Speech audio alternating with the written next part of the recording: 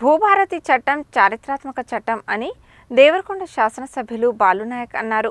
ప్రతి రైతుకు మేలు జరిగేలా రాష్ట్ర ప్రభుత్వం భూభారతి చట్టాన్ని తీసుకువచ్చిందని, రైతుల భూముల సమస్యలను భూభారతి ద్వారా పరిష్కరించుకోవచ్చని తెలిపారు.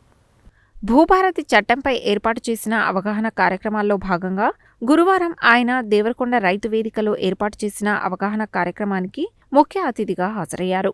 రైతుల భూ సమస్యలతో పాటు ఇండ్ల స్థలాలకు సంబంధించిన సమస్యలను దీని ద్వారా పరిష్కరించుకోవచ్చని అన్నారు. గ్రామంలో సమస్యలన్నింటినీ రెవెన్యూ వ్యవస్థ ద్వారా పరిష్కరించుకునేలా రాష్ట్ర ప్రభుత్వం గ్రామ పరిపాలనా అధికారులను ఏర్పాటు చేస్తున్నదని తెలిపారు. భూభారతి చట్టంపై గ్రామాన రైతులకు చెప్పాల్సిన అవసరం ఉందని, 100 సంవత్సరాల వరకు ఈ చట్టం ఉపయోగపడుతుందని ఆయన చెప్పారు.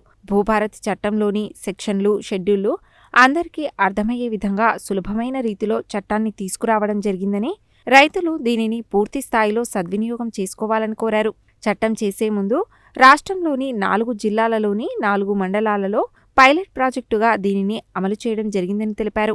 ధరణి పోర్టల్లో ఉన్న ఇబ్బందులను అధిగమించేందుకు అనేక ప్రయోజనాలను ఈ చట్టంలో కల్పించడం జరిగిందని, ఇకపై భూములకు సంబంధించి ఎలాంటి వివాదాలు లేని రాష్ట్రంగా తెలంగాణను తీర్చిదిద్దేందుకు ప్రభుత్వం ఈ చట్టాన్ని తెచ్చిందని ఆయన తెలిపారు.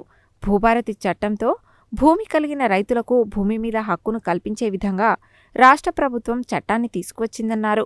భూమి కలిగిన ప్రతి పేదవాడికి దీనివల్ల మేలు కలుగుతుందని అన్నారు. రాష్ట్ర ప్రభుత్వం పేద ప్రజలకు ఉచితంగా సన్నబియ్యాన్ని పంపిణీ చేస్తున్నదని, సన్నధాన్యం పండించిన రైతులకు మద్దతు ధరతో పాటు 500 రూపాయల బోనస్ ఇస్తున్నదని, అదే ధాన్యాన్ని సన్నబియ్యంగా మార్చి పేదలకు పంచుతున్నట్లు తెలిపారు.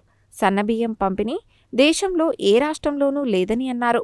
దీంతో పాటు ఇందిరమ్మ ఇండ్లు, కులగణన, ఎస్సీ వర్గీకరణ వంటి అనేక కార్యక్రమాలను రాష్ట్ర ప్రభుత్వం అమలు చేస్తున్నదని తెలిపారు. రైతుల భూములకు భరోసా కల్పించే చట్టం భూభారతి చట్టమని జిల్లా కలెక్టర్ ఇలా త్రిపాఠి అన్నారు. ధరణి పోర్టల్లో లేని అనేక సమస్యలకు పరిష్కారం భూభారతి చట్టం ద్వారా దొరుకుతుందని, జూన్ 2 నుండి ఆన్లైన్లో భూభారతి చట్టం పోర్టల్ పనిచేస్తుందన్నారు. భూములకు సంబంధించిన సమస్యలపై రైతులు మీ సేవలో లాగే భూభారతి పోర్టల్లో దరఖాస్తు చేసుకోవచ్చని, ఏదైనా సమస్య పరిష్కారానికి దరఖాస్తు చేస్తే నిర్దేశించిన సమయంలో పరిష్కరించడం జరుగుతుందని, ఒకవేళ పరిష్కరించలేకపోతే చలాన్ ద్వారా చెల్లించిన మొత్తాన్ని తిరిగి చెల్లించడం జరుగుతుందని వెల్లడించారు. ధరణిలో వ్యవసాయ సబ్ డివిజన్స్పై ఎలాంటి ప్రస్తావన లేదని, అయితే భూభారతి చట్టంలో సబ్ డివిజన్స్పై ప్రత్యేక దృష్టి పెట్టడం జరిగిందన్నారు. ప్రతి సంవత్సరం డిసెంబర్ 31వ తేదీన భూభారతి చట్టంలోని నిబంధనల ప్రకారం రికార్డులను అప్డేట్ చేయడం జరుగుతుందన్నారు. రైతులు ఇకపై బ్యాంకు రుణాలకు వెళ్లినప్పుడు భూములకు సంబంధించిన కాగితాలను సమర్పించాల్సిన అవసరం లేదని, భూభారతి పోర్టల్లో నమోదైన రికార్డుల ఆధారంగానే బ్యాంకు రుణాలు ఇస్తారని తెలిపారు. భూభారతి చట్టంలోని ముఖ్యమైన అంశాలను ఆమె వివరిస్తూ, భూభారతి చట్టంలో మ్యూటేషన్లు ఆటోమేటిక్గా అవుతాయని, 30 రోజుల్లో మ్యూటేషన్ కాకపోతే 31వ రోజు ఆటోమేటిక్గా మ్యూటేషన్ జరుగుతుందన్నారు. రిజిస్ట్రేషన్, మ్యూటేషన్, సాదా బైనామాకు సంబంధించిన వివరాలు అన్నింటినీ రైతులు ఇతర రైతులతో పంచుకోవాలని, చట్టంపై అందరికీ పెద్ద ఎత్తున అవగాహన కల్పించాల్సిన అవసరం ఉందని అన్నారు. భూభారతి చట్టంలోని అంశాలకు సంబంధించి ఏవైనా సమస్యలు ఉన్నట్లయితే ఆర్టీఓ కార్యాలయాల్లో ఫిర్యాదుల విభాగాన్ని ఏర్పాటు చేయడం జరుగుతుందని, ఇక్కడ ఫిర్యాదులను సమర్పించి పరిష్కరించుకోవచ్చని, ఒకవేళ రైతులకు ఎవరికైనా న్యాయ సహాయం అవసరమైతే ఉచిత న్యాయ సహాయాన్ని కూడా ప్రభుత్వం ఏర్పాటు చేస్తుందని కలెక్టర్ తెలిపారు.